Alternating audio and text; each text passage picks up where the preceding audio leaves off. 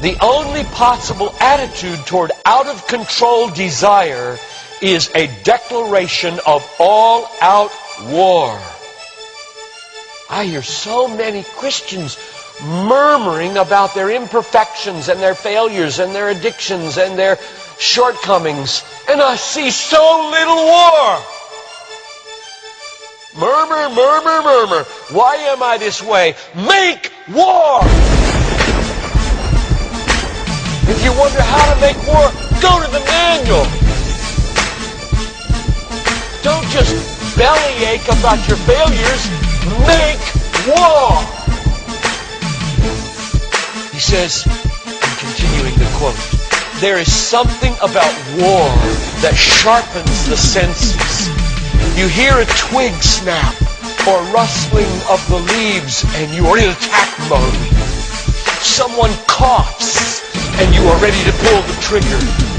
Even after days of little or no sleep, war keeps us vigilant. There is a mean, violent streak to the true Christian life. But now let's very carefully ask, violence against whom? Or what? Not other people. Not other people. Not other people. Not Muslims. Not Hindus. Not Buddhists. Not atheists. Not secularists. Not nominal Christians. Not wives or husband or children or ornery bosses. But on every impulse in our soul to be violent to other people. Violence, a mean streak in Christianity, against our own selves and all in us that would make peace with sin and a settling in peacetime mindset. We make war on that in us. It's a violence against all lust in ourselves, all enslaving desires for food, caffeine, sugar, chocolate, alcohol, pornography, money, the praise of man, approval of others, power, fame.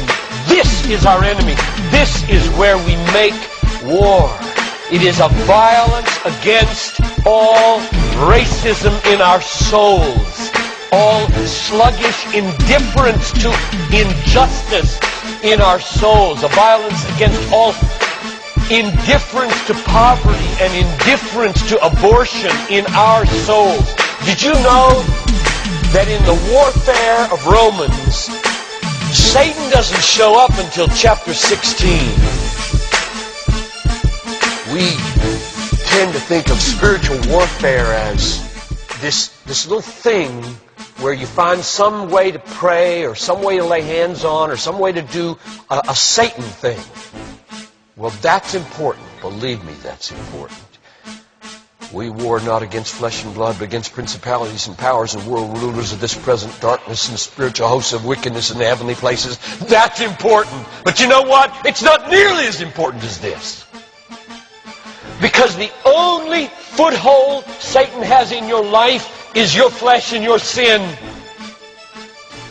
Nobody goes to hell because of Satan. The only reason we go to hell is sin.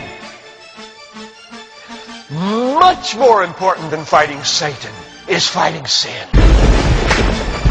This warfare in verse 13 is vastly more important than figuring Satan out. Get that. My biggest enemy is not Satan. My biggest enemy is John Piper. And he's the only reason I'll go to hell, not Satan. Satan, you don't have nearly that kind of power. And therefore, I really care about us learning how to do this battle. Christianity is not a settle in, live at peace with the world the way it is religion. Like most Christians live their daily lives. Verse 13. If by the Spirit you kill. There's a mean streak in Christianity, and it's not against anybody else but ourselves. In fact, it's against the meanness of ourselves against other people. If you feel like you're a mean person against others, a harsh person, a critical person, you know your problem? You haven't learned to make war. You haven't learned to be mean. You haven't learned to get violent against your violence, against your meanness, against your critical spirit. And you complain of it, talk about it, but have you made war 24/7 against it?